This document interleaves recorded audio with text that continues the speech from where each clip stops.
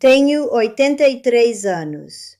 Minha filha Linda me ligou na semana passada e disse: Mãe, precisamos conversar sobre a sua situação de moradia. Eu soube exatamente o que aquilo significava. Ela vem rondando isso há meses. Moradia assistida, uma instituição, algum lugar onde eu estaria segura. E olha, eu entendo porque ela está preocupada. Entendo mesmo. Mas o que ela não entende, o que a maioria das pessoas não entende, é que segurança não é a mesma coisa que viver. Eu sou Laura Grace e preciso contar a você o que aprendi sobre envelhecer e precisar de ajuda. Porque as escolhas de que todo mundo fala, morar com a família, contratar cuidadores, ir para uma casa de repouso, não são mais as únicas opções. E honestamente, às vezes nem são boas opções. Se você é mais jovem do que eu, talvez esteja pensando nisso pelos seus pais. Se você tem a minha idade, provavelmente está pensando nisso por si mesmo. De qualquer forma, eu tentei a maior parte disso. Quero dizer a você o que realmente funcionou e o que não funcionou. E preciso que você entenda uma coisa antes de eu continuar.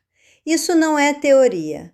Isso é o que aconteceu comigo. Cada palavra. Depois que Vincent morreu, eu vivi sozinha pela primeira vez na minha vida. 46 anos de casamento e de repente só eu naquela casa. No começo era administrável. Eu conseguia cozinhar, eu conseguia limpar, eu conseguia cuidar dos meus próprios assuntos. A casa era silenciosa, mas eu dizia a mim mesma que estava tudo bem, que eu preferia assim. Então as coisas começaram a mudar. Coisas pequenas no começo. Eu ficava sem fôlego subindo do porão. Minhas mãos tremiam ao abrir potes. Eu esquecia porque tinha entrado em um cômodo. Numa manhã, eu escorreguei ao sair do chuveiro. Consegui me segurar na barra da toalha. Não caí, mas isso me assustou. Naquela noite, eu fiquei deitada na cama pensando: e se da próxima vez eu não conseguir me segurar? E se eu cair e ninguém me encontrar por dias? Meu estômago afundou só de pensar nisso. Então eu liguei para a Linda. Perguntei se talvez eu pudesse ir ficar com ela por um tempo, só até eu me sentir mais firme. Ela disse sim imediatamente. Disse que eu deveria ter pedido antes. O marido dela foi gentil com isso. Meus netos pareceram satisfeitos. A primeira semana foi boa. Jantares em família, conversa, sentir que eu importava para alguém de novo. Mas então a realidade se instalou. Linda e o marido trabalham. Os netos têm escola, atividades, amigos. Na segunda semana, eu estava sozinha na casa deles na maioria dos dias, assim como eu estava sozinha na minha. Só que agora eu estava sozinha no espaço de outra pessoa. O pequeno atrito começou. Mãe, será que você pode não usar tanto sal? Sua pressão? Mãe, pode abaixar a TV? As crianças estão fazendo lição. Mãe, vamos sair no sábado? Você vai ficar bem aqui, certo? Eles não estavam sendo cruéis. Quero deixar isso claro. Eles estavam apenas vivendo a vida deles, e eu estava no caminho disso. Numa noite, eu ouvi Linda ao telefone com meu filho David. Eu não estava tentando escutar. Eu só estava sentada na sala e ela estava na cozinha, e as paredes eram finas. Ela disse: eu sei que é a coisa certa a fazer, mas honestamente é exaustivo. Eu nem consigo ir ao mercado sem me preocupar com ela. Eu não deveria ter ouvido isso, mas ouvi. e percebi uma coisa naquela noite. Viver com a família não faz você se sentir menos sozinho. Às vezes faz a solidão piorar. Porque você está cercado de pessoas e ainda se sente invisível. Você se sente um fardo. E o que eu não entendia naquela época era que isso não era culpa da Linda. Também não era minha. É apenas o que acontece quando você tenta encaixar uma vida inteira na casa de outra pessoa. Depois de 3 meses, eu disse a ela que estava voltando para casa. Ela se preocupou que eu não estivesse segura. Mas eu insisti. Eu precisava do meu próprio espaço. Precisava parar de sentir que estava no caminho todos os dias. De volta em casa, eu senti alívio, mas também senti o peso de tudo o que eu já não conseguia fazer. As escadas estavam ficando mais difíceis. Cozinhar me esgotava. Eu deixava coisas caírem, esquecia coisas. Numa tarde, tentando trocar uma lâmpada na cozinha, minhas mãos começaram a tremer tanto que eu tive que desistir. Eu só fiquei ali com aquela lâmpada queimada na mão, pensando: é assim que acontece. É assim que você deixa de conseguir cuidar de si mesmo. E é aqui que a história fica pesada, porque eu tive que fazer uma escolha. Eu podia continuar fingindo que estava bem, ou eu podia conseguir ajuda. Então eu procurei contratar alguém, uma mulher que pudesse vir algumas vezes por semana, limpar, cozinhar, fazer compras. A primeira se chamava Patrícia, mulher simpática, 50 e poucos anos, eficiente. No começo foi estranho ter uma estranha na minha casa, mexendo nas minhas coisas, reorganizando minha cozinha. Mas eu me adaptei e ajudou por um tempo. Então as contas começaram a chegar. Mesmo a ajuda em meio período custava $3.000 por mês. Minha aposentadoria cobria talvez 1/3 disso. Eu tinha economias. Vincent tinha sido cuidadoso com isso. Mas ver aquela conta esvaziar mês após mês, eu não conseguia sustentar isso. E havia outros problemas, coisas pequenas que se acumulavam. Eu gosto de lavar a louça logo depois das refeições. Patrícia preferia deixar acumular. Eu gosto das minhas toalhas dobradas de um certo jeito. Ela tinha o próprio sistema dela. Pequenas diferenças, mas elas me incomodavam, porque era a minha casa. E de repente eu estava me ajustando às preferências de outra pessoa dentro da minha própria casa. Então Patrícia foi embora. Emergência familiar. Não podia voltar. Então eu tive que recomeçar com outra pessoa. Pessoa diferente, hábitos diferentes, tudo diferente. A terceira durou 1 mês. A quarta durou 2 semanas. Toda vez que alguém novo entrava pela minha porta, eu tinha que explicar tudo de novo. Onde as coisas ficavam, o que eu precisava, como eu gostava que as coisas fossem feitas. Eu estava exausta e ainda gastando dinheiro que eu não podia me dar ao luxo de gastar. Então eu cancelei o serviço. Agora eu estava sem opções. Ou pelo menos foi o que eu pensei. Linda encontrou um lugar.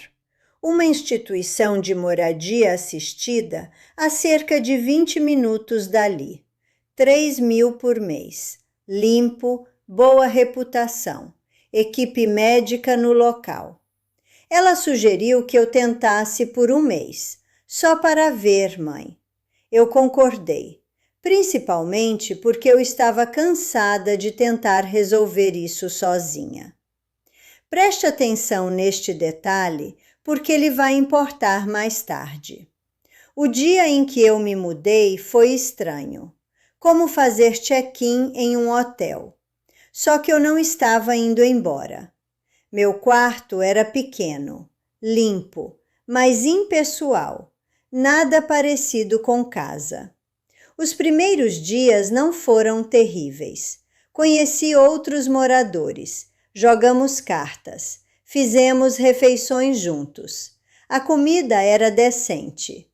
Mas no final da primeira semana, eu comecei a me sentir presa. Acordar às 6h30, café da manhã às 7h30, almoço ao meio-dia, jantar às 5h. Eu nunca jantei às 5 da tarde em toda a minha vida, mas era quando serviam. Eu gosto de ler tarde da noite. Sempre gostei. Vincent costumava brincar comigo por causa disso. Dizia que eu estragaria meus olhos. Mas às 9h, as luzes do corredor diminuíam. E se vissem uma luz debaixo da minha porta, alguém batia. Senhora Grace, está na hora de dormir agora. Hora de dormir. Eu tenho 83 anos. Tenho tomado minhas próprias decisões há 8 décadas. E agora uma estranha com metade da minha idade está me dizendo quando ir para a cama. Numa noite, eu quis caminhar lá fora. Era uma noite linda, ar fresco, céu limpo. Eu fui em direção à porta. Uma funcionária me parou. O horário ao ar livre terminou às 7, senhora Grace. Política de segurança. Política de segurança. Essas duas palavras se tornaram a minha prisão. E aqui está a questão. Eu nem estava tão doente assim. Eu conseguia andar, pensar com clareza, cuidar de mim mesma. Mas ali estava eu, vivendo como se tivesse perdido toda a independência. Como se fosse uma criança de novo. Espere, piora. Depois de 3 semanas, eu liguei para Linda. Disse a ela que eu estava indo embora. Ela disse, mãe, você disse que daria 1 mês. Eu disse, isto não é viver. Eu prefiro lutar em casa do que ficar confortável numa gaiola. No dia em que eu saí, o sol pareceu mais brilhante.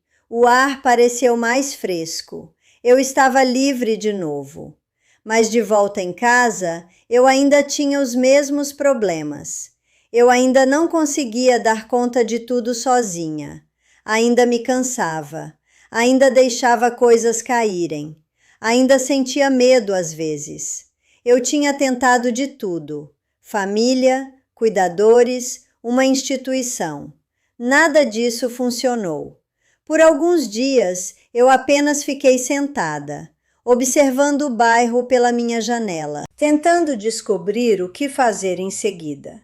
Eu sentia como se tivesse ficado sem caminho. Então, numa tarde, eu estava caminhando até a pequena mercearia da esquina. Não a grande, aquela é longe demais agora. Só o lugarzinho a 3 quarteirões daqui. Eu passei pela minha vizinha Sara. Ela mora 2 portas abaixo. Mulher jovem, talvez 40. Sempre parece estressada.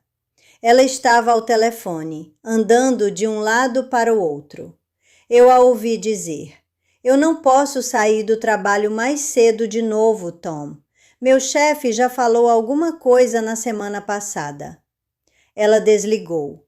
Parecia que podia chorar. Eu conhecia a situação dela. Mãe solteira, trabalha em tempo integral.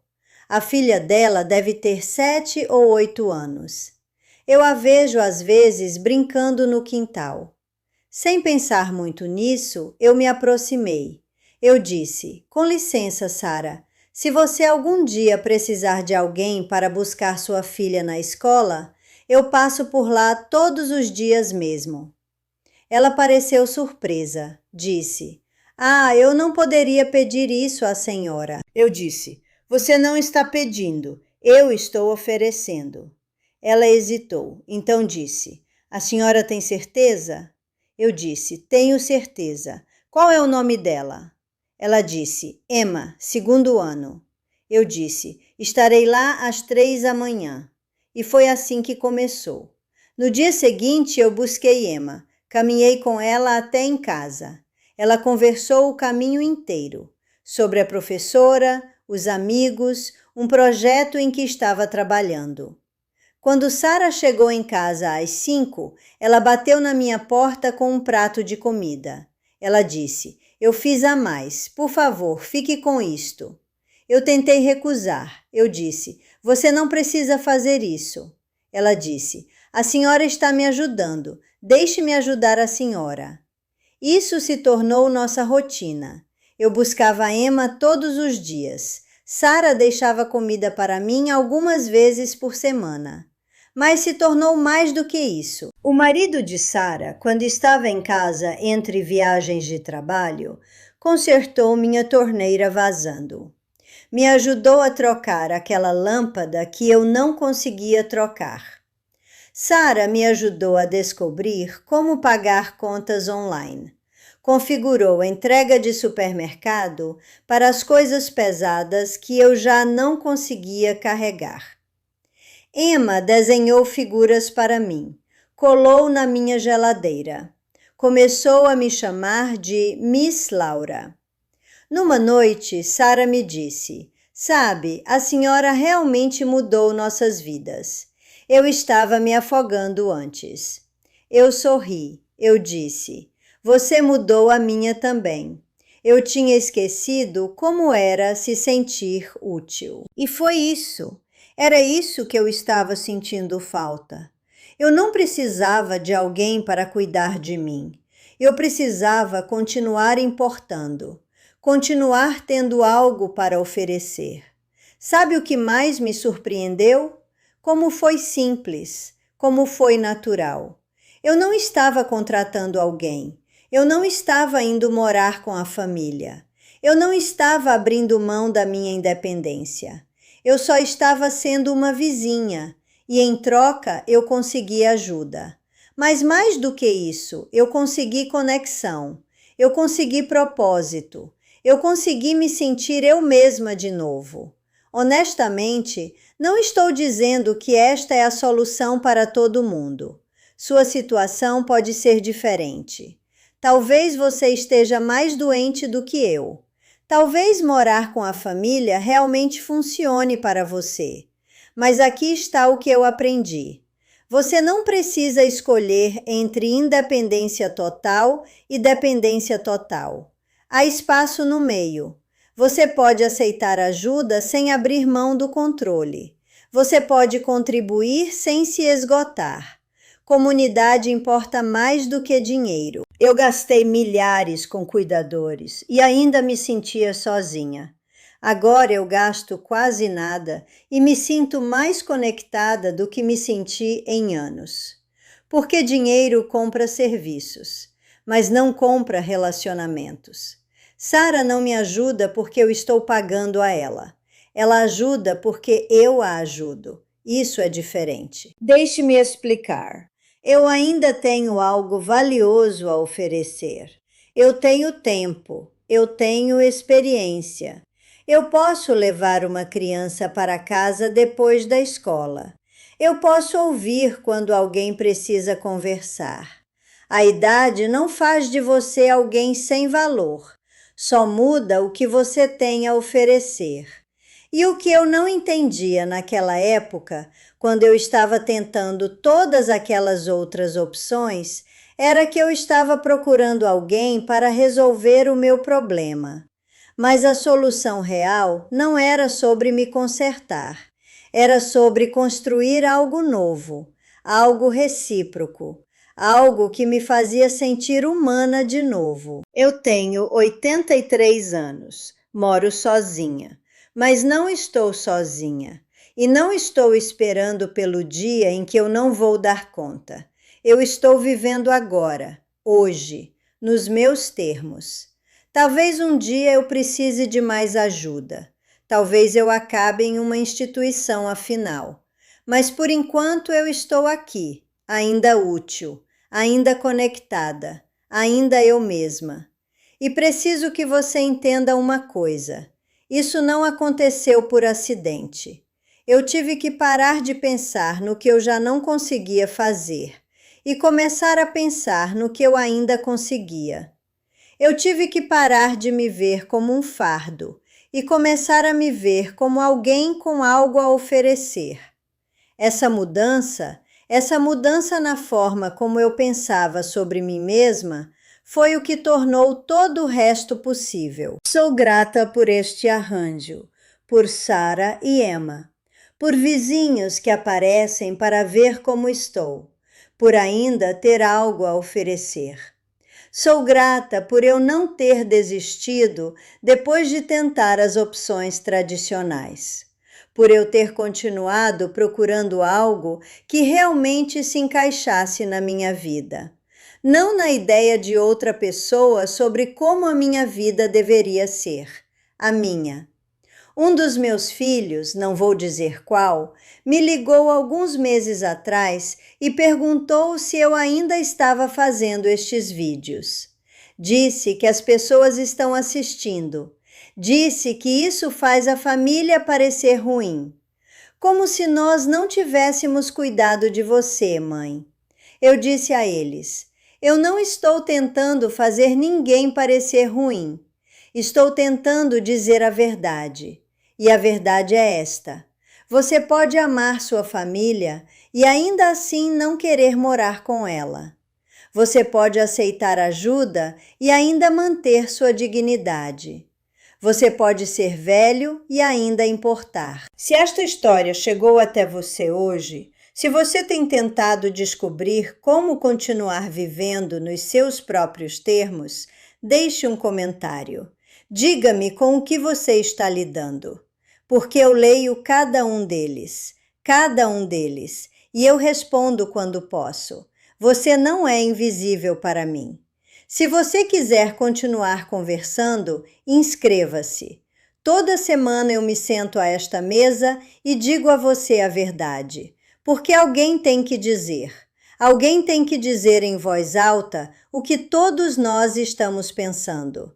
Que envelhecer é difícil, que as opções que nos dão são terríveis, que nós merecemos algo melhor e que às vezes esse melhor não vem de um programa ou de uma instituição ou de um cuidador pago. Às vezes vem de um vizinho, de uma criança que precisa ser buscada na escola, de um prato de comida deixado na sua porta.